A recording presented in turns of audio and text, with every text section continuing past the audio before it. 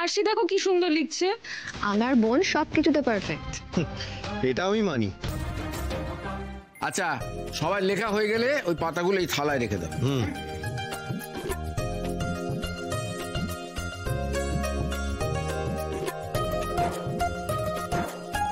Sir, হাতটা দেখি।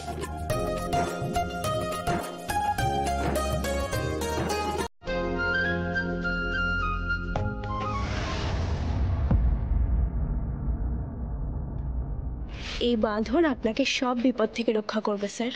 শুধু আমি বিপদ থেকে রক্ষা পেলে তো হবে না, এটা তো তোমাকেও পড়াতে হয় আরশি।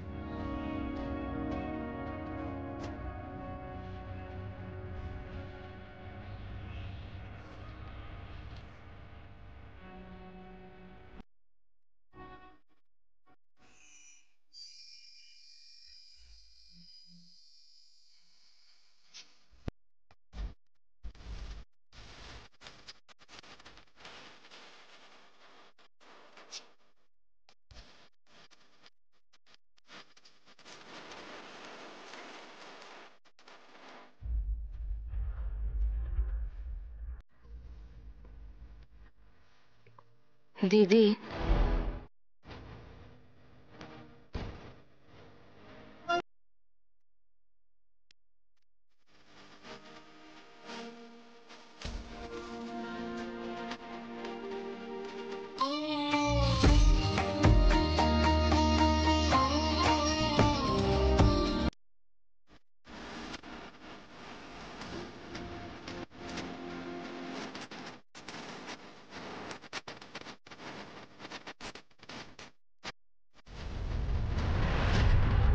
এই সব মুহূর্তগুলো আমি গিলে নিচ্ছি আরশি, কিন্তু আমারও সময় আসছে।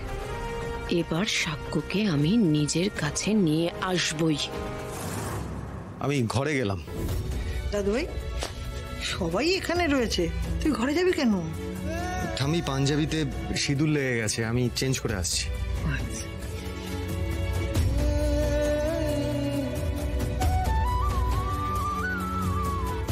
মা, স্যার সত্যিই কি কোনোদিন মন থেকে সিঁদুর পরাবে আমায়?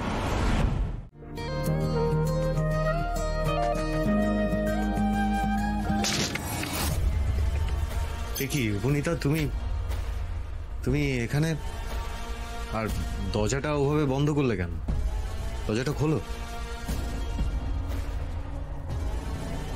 উপনীতা, দিস ইজ টু মাচ, দরজা খোলো। ভয় পাচ্ছ নাকি সাক্ষ্য? উপনীতা, তুমি কেন বুঝতে পারছো না? তুমি যেটা করছো, আই মিন তুমি যেটা চাইছো সেটা পসিবল না। উপনীতা, বাড়িতে পুজো চলছে, বাই চান্স কেউ চলে এলে কি ভাববে বলো তো? আমি এসব ঝামেলা চাই না, প্লিজ। আহা, ঝামেলা কেন হবে? ঝামেলা হওয়ার তো কোনো প্রশ্নই নেই, কারণ এখানে তুমি আর আমি ছাড়া আর কেউ নেই। একবার তাকাও না সাক্ষ্য আমার দিকে, একবার তাকাও। উপনীতা, স্টপ দিস ননসেন্স। এখানে কেন এসেছো সেটা বলো। কেন আমার তোমার কাছে আসা বারণ বুঝি? সাক্ষ্য,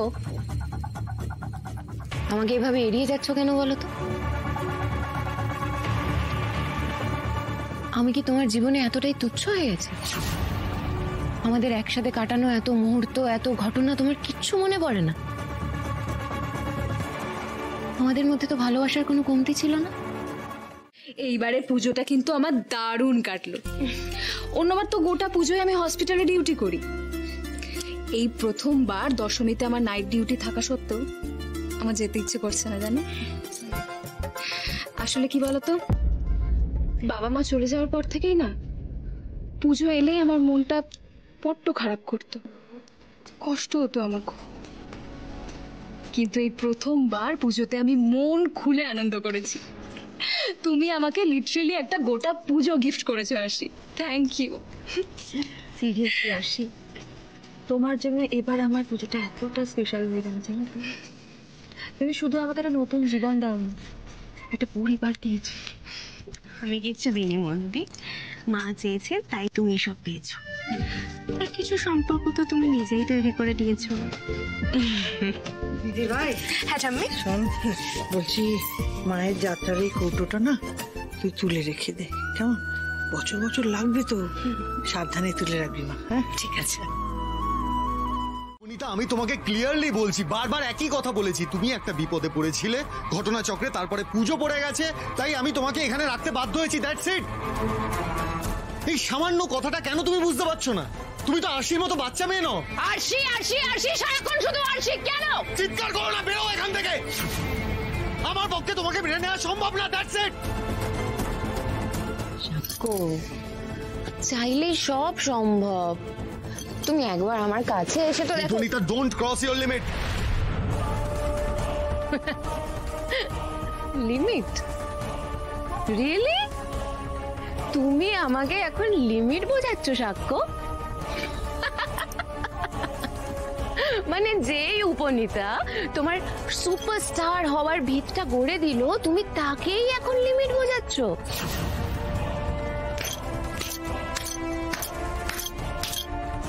বাহ, সুপারস্টার সাক্ষ্যজিৎ চ্যাটার্জি, ভেরি গুড।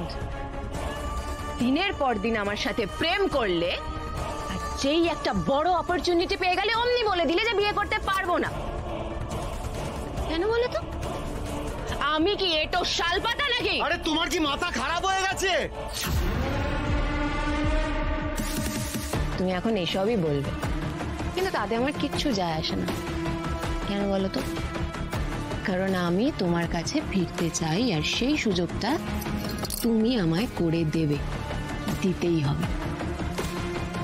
আচ্ছা, তুমি তো আরশিকে ভালোবাসো না, তাহলে কেন তুমি আমাকে অ্যাকসেপ্ট করছো না?